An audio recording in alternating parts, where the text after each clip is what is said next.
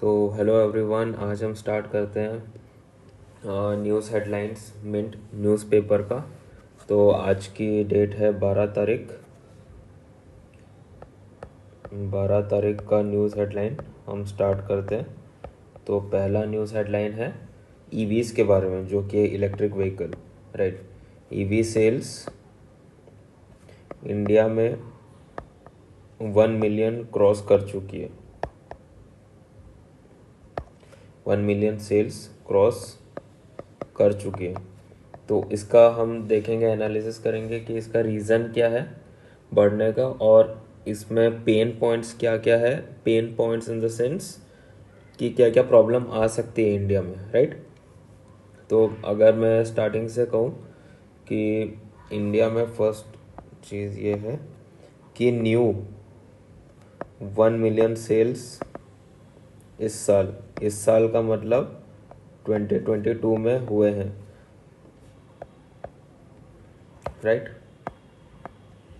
Second चीज़ ये है कि इलेक्ट्रिक व्हीकल पैसेंजर्स अभी 75% सेल्स की तरफ बढ़ चुके हैं। मतलब अगर हम बोलें तो कस्टमर इंक्रीज हुए हैं, increase by 75% with respect to last year, ठीक है।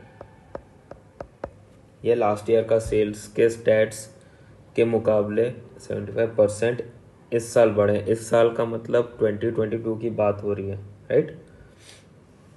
और तीसरी बात हम ये बोलेंगे कि अभी जो ये मूवमेंट उठाया गया है इलेक्ट्रिक व्हीकल्स का, जो ये ट्रेंड चला है, ये एक रियल और फर्स्ट स्टेप है क्लाइमेट चेंज को बचाने का, राइट। तो ये थी हमारी न्यूज़ के कुछ डिटेल्स। अब हम चलेंगे इसके प्रॉब्लम फेस में कि क्या क्या प्रॉब्लम फेस कर सकता है इंडिया में। प्रॉब्लम फेस्ड, और हम लिख सकते हैं to be faced in India, right. क्या क्या प्रॉब्लम वो फेस कर सकते हैं। पहला प्रॉब्लम अगर मैं बोलूँ तो है इंफ्रास्ट्रक्चर।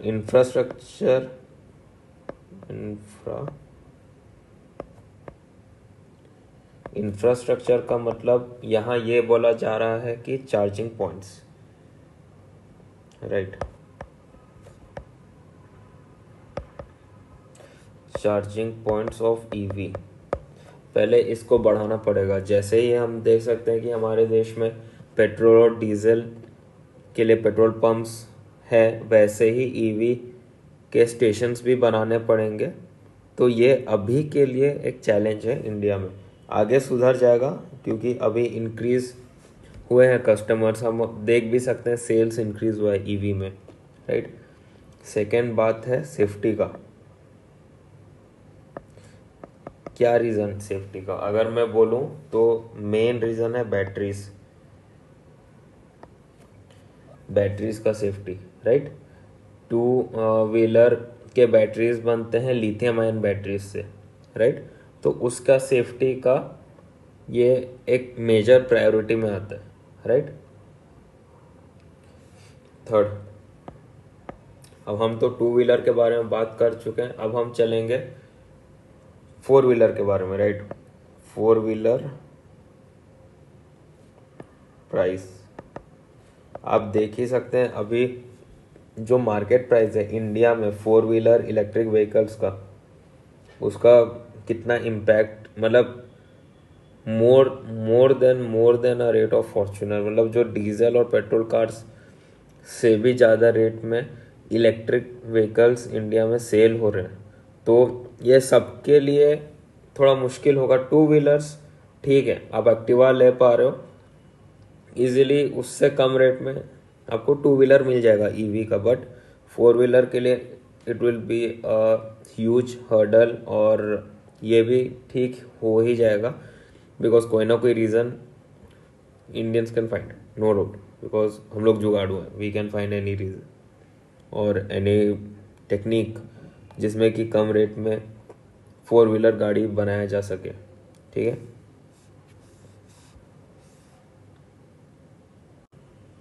अब चलते हैं सेकेंड न्यूज़ हेडलाइन पे। सेकेंड न्यूज़ हेडलाइन है वेदांता और फॉक्सकॉन के डील के बारे में।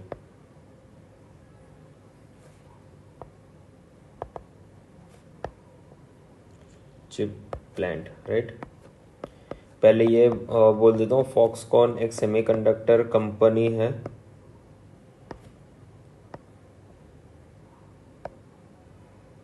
जो चिपसेट बनाती है। किसके लिए? मेजर कंपनी कौन सी है उसमें? एप्पल के लिए चिपसेट बनाती है। तो अभी हम चलते हैं कि एक्चुअल रीज़न क्या हुआ, मतलब इशू क्या हुआ है। देखिए, पहली बात यह है कि फॉक्सकॉन और वेदांत का जो डील है वो अराउंड $20 बिलियन का डील है। ठीक है, दूसरी बात यह है कि इंडिया में आप कोई भी, इंडिया प्लस बाकी कंट्रीज आप जितने भी देख लो, कुछ भी प्लान सेटअप करते हो या फिर कुछ फॉरेन इन्वेस्टमेंट आता है, उसमें कुछ सेट ऑफ रूल्स रेगुलेशन रहते हैं जिसको मानना पड़ता है। अगर आपको इंडिया में बिजनेस करना है तो वो रूल्स रेगुलेशन को आपको मानना पड़ेगा। वो हर जगह है, हर कंट्रीज में। तो यहाँ पे फॉक्सकॉन को 3 लाइसेंस क्लियर करने थे। ठीक है, अब इसमें से क्या हुआ, 2 लाइसेंस क्लियर हो गए, 1 लाइसेंस क्लियर नहीं हुआ है। ठीक है, वो लाइसेंस के बारे में हम बात करते हैं। वो लाइसेंस कौन से कंट्री का है, क्या कंपनी का है, ऑल। वो लाइसेंस है IGSS का, जो सिंगापुर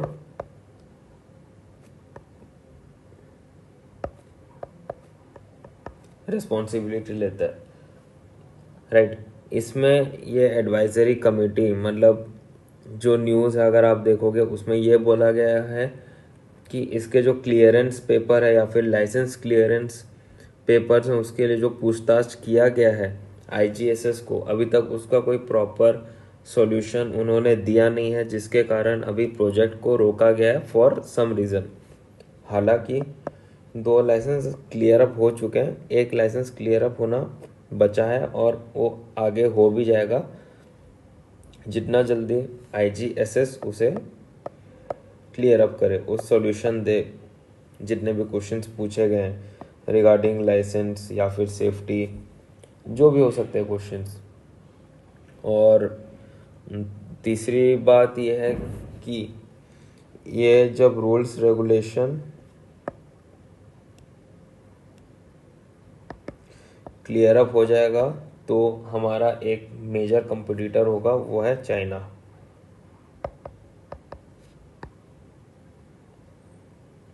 चाइना होगा मेजर कंपटीटर, जिसके कारण हम कोई भी भूल चूक नहीं कर सकते। इसी रीज़न के कारण हमें सारे लाइसेंसिंग और टर्म्स एंड कंडीशन को मद्देनज़र रखते हुए ये प्रोजेक्ट स्टार्ट करना पड़ेगा from India side, right.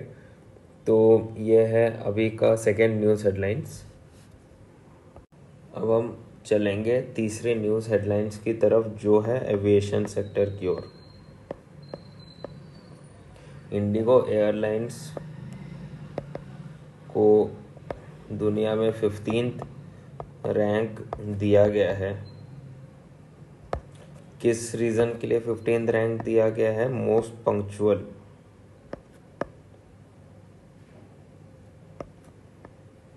Punctual airlines की ओर से, राइट। ये रीज़न है, इंडिगो है 15th रैंक पे। और दूसरी सबसे अच्छी बात यह है कि कोयम्बटूर एयरपोर्ट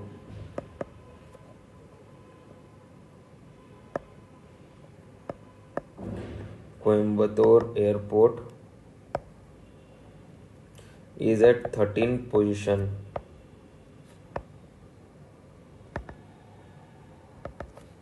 इसको किस चीज़ के लिए अवार्ड दिया गया? OTP के लिए।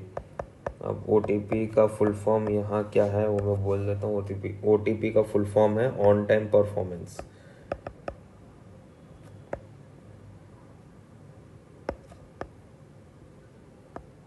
ऑन टाइम परफॉर्मेंस के लिए कोयम्बटूर एयरपोर्ट को 13 पोजीशन में रखा गया वर्ल्ड के। ये वर्ल्ड रैंकिंग है। और वर्ल्ड रैंकिंग कौन करता है? Aviation analytics.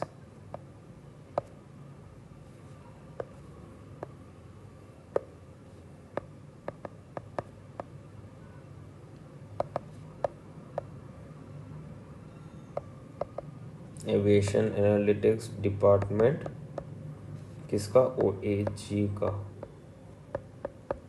राइट।